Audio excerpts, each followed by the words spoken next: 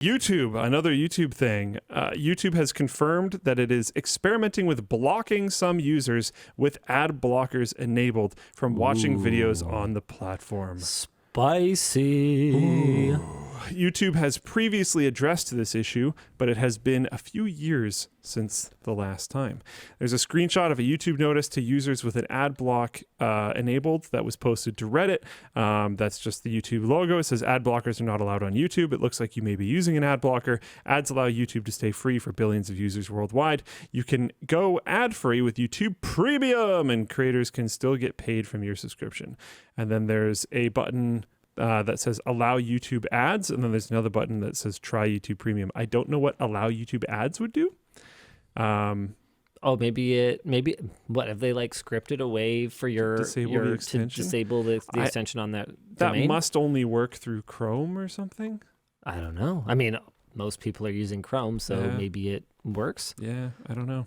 The more legitimate criticisms include that YouTube's ads have increased a great deal over time, and that YouTube Premium is relatively expensive from the perspective of occasional viewers.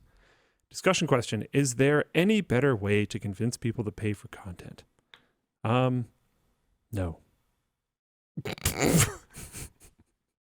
That's my response.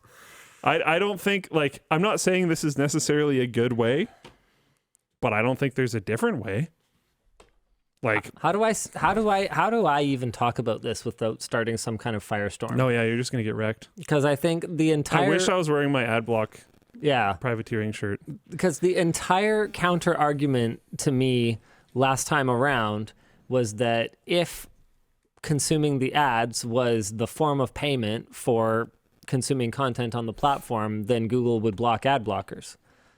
So, okay, here we are. I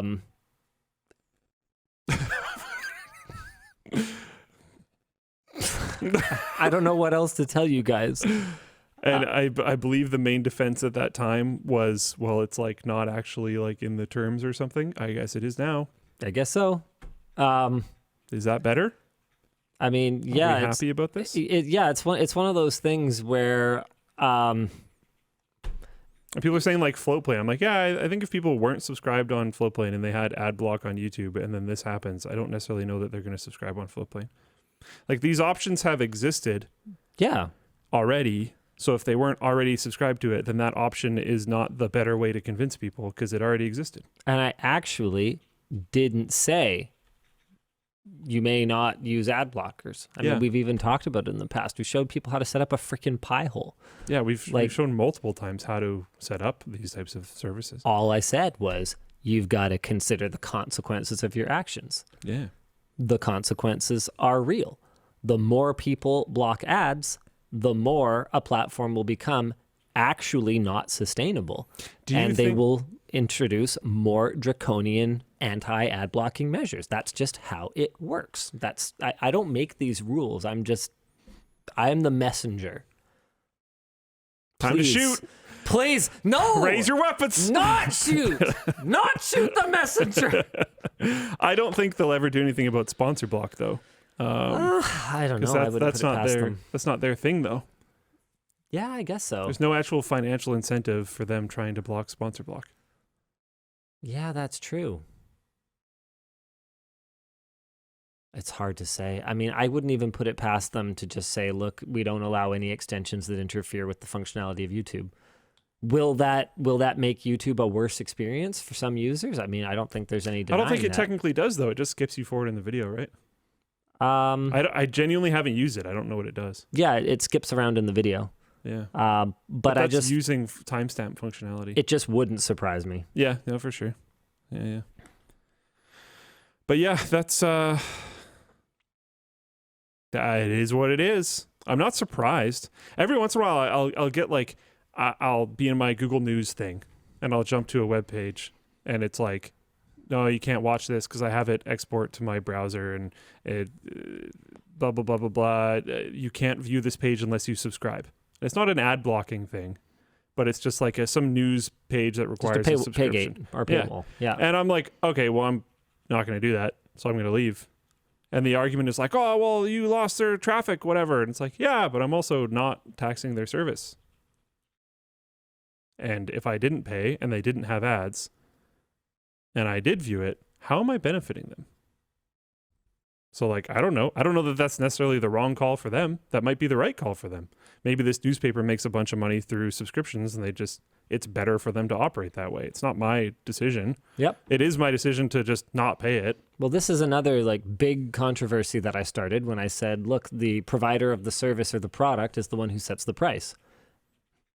And if you don't like it, you don't pay it. But just taking it is actually not how that works. Yeah.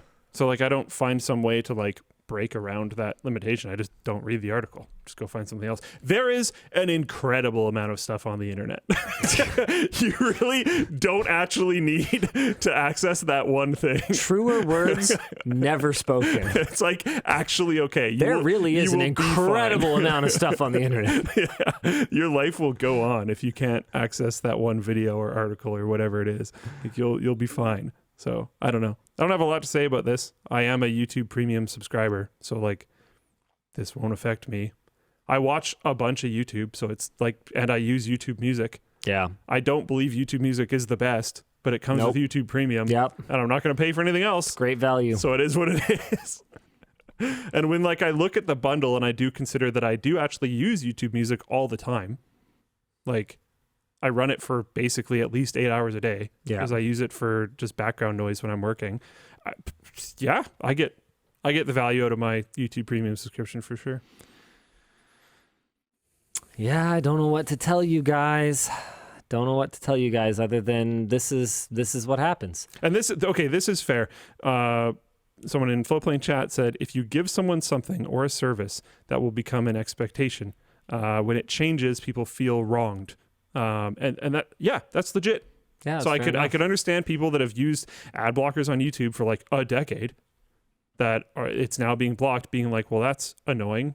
Yeah. Yeah, sure. Yeah. But like YouTube's response to that may end up rightly being, you mad, bro? Yeah. Like realistically, I mean, you can say you're going to go somewhere else, but when you're trying to figure out how to fix your dishwasher, you won't. You'll go to YouTube. Some people will sputter and angrily say, "No, I will." Yes, you will. Yes, you will, because that's the fastest. Because your time is worth money, which is exactly how the ads work. Your time is worth money, and that will be the fastest way to get that dishwasher repaired. You'd be silly not to, right? It's tough. You can just watch the ads. You can literally. You can load it up, have the ads play, put it down, gather your tools, and then when the ads are done playing, pick it back up again. People are talking a lot about how much the prevalence of ads has increased on the platform lately, and honestly, that is a big challenge. I do find it pretty obnoxious whenever I'm accidentally on an account that doesn't have YouTube Premium. To me, it's felt like the gas price problem. Where like it feels like, oh, like tons of people are blocking ads or whatever other reason, so we need to increase ads. And then, we blocked ad blockers, but they're not going to pull the ads back probably. Because they're like, well, let me we can serve you this many already. And there's a lot of pressure on creators to increase the frequency of ads. I mean, here, I got this report from Colton earlier that... apparently is from Patty Galloway's latest newsletter, something. I hope this isn't like a paid newsletter or something that I am not supposed to talk about. One second, I just want to address this quickly. Krusty Trombone in Floatplane chat said, nah, it's principle. Ads are toxic. I don't disagree, which is why I have Premium and run Floatplane and do stuff like that. I don't like ads. I avoid them as much as I can. But like, I don't do that with an ad blocker. Yeah, that's not actually your call to make. If the service says the payment is ads, then your options are consume the service and pay with ads, don't consume the service, or privateer, and just know what you're doing. That's what you're doing. So I have my like the level that I'm happy with, and you can have your own, and that's fine. It's great. I love Angermon. Or Eggermon over on Twitch chat. I don't understand who the F is buying crap out of ads. Me neither. And yet here we are. They're clearly working pretty good. Yeah. So, okay, this is really interesting. It's an evaluation of RPM, so revenue per mil, which does not mean million, it means thousand, by average view duration. And the argument made to me by our business team is, hey, with how long WAN Show runs, the AdSense numbers for it would be insane, like potentially 3 times what we're making. Which is thousands of US dollars per episode, additionally, for WAN Show. Got to check and get approval from Linus. Can you loop me in? And basically, yeah, our RPMs are substantially lower than what they should be based on this like average RPM per video length, chart here. And basically my response is the part we're missing here in our calculations is the RPM of our baked in stuff. Maybe for something like WAN Show, we should cut our rates, cut the sponsors out, and do mid-rolls. I just don't want to overdo it, right? Because that's the problem that I see on the platform is that you've got people trying to triple dip, right? They've got the pre-roll ad, and then they've got the mid-roll ad, and then they've got the shout out for their Patreon, and then they've got the shout out for their sponsor, and then they've got the shout out for their merch. And so I think we were overdoing it for a while. And in each video, we had a merch shout out plus a float plane shout out. We've dialed that back. So we are at no mid. So our typical loadout on LTT anyway is that we have pre-rolls enabled, no mid rolls. We do have our own baked-in sponsorship spots, and we will call out either Floatplane or the LTD store in a way that is organically integrated into the content. That's sort of our loadout right now, and seems to be about as high as you can go without it being obnoxious. And there's been a lot of arguments internally pushing me to turn mid-roll ads on, and every time I kind of come back and I say, okay, sure, what are we getting rid of? And the answer is always, I don't know. I think we have a pretty optimal configuration right now, and I don't think we're going to change it anytime soon. Especially when they're dentist ads. We'll see. Yeah. I think if anything, what we need to do is just make our baked-in stuff more engaging and convert better, and then we can increase our rates for that if we really want more money. Like, let's just work for it. Yeah. I guess is my response. Make the ads content. I know there's a few other creators in the space doing that type of thing too, where it's like you actually want to watch the ads because they're just funny. Yeah. And it's like, okay, cool.